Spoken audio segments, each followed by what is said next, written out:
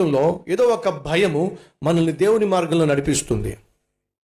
రోగం వస్తుందేమో అనే భయం, ఉద్యోగం పోతుందేమో అనే భయం, లాభం పోతుందేమో అనే భయం,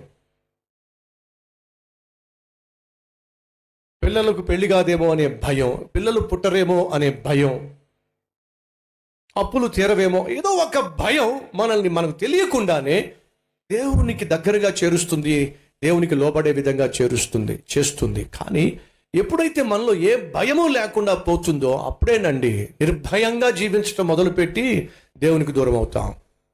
భయంతో ఉన్నప్పుడు ప్రార్థన చేశాడు, రాత్రంతా ప్రార్థన చేశాడు. ఎప్పుడైతే శత్రువు మిత్రువుగా మారాడో, దాపరించబోతున్న విపత్తు తనకు దూరం అయ్యిందో, అమ్మయ్య చంపేస్తాడేమో అనుకున్నాను, ఏశావు ఓన్లే ఏమీ చేయకుండా వెళ్ళిపోయాడు.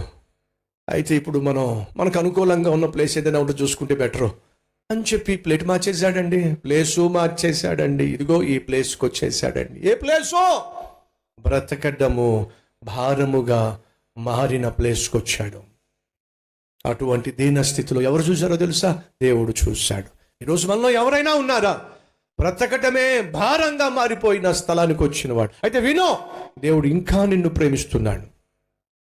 కుటుంబంగా కుప్పగూలిపోయినా, ఆర్థికంగా కుప్పగూలిపోయినా, మానసికంగా బలహీనమైపోయినా, శారీరకంగా రోగాలతో నిండిపోయినా, బ్రతుకు మీదే నీకు విరక్తి వచ్చేసినా, బ్రతకలేను అనే పరిస్థితికి నువ్వు చేరిపోయినా, అయినా దేవుడు నిన్ను చూస్తున్నాడు. ఎందుకని? బాగు చేయాలని, నిన్ను, నీ జీవితాన్ని, నీ పరిస్థితులను ఉజ్జీవింప చేయాలని.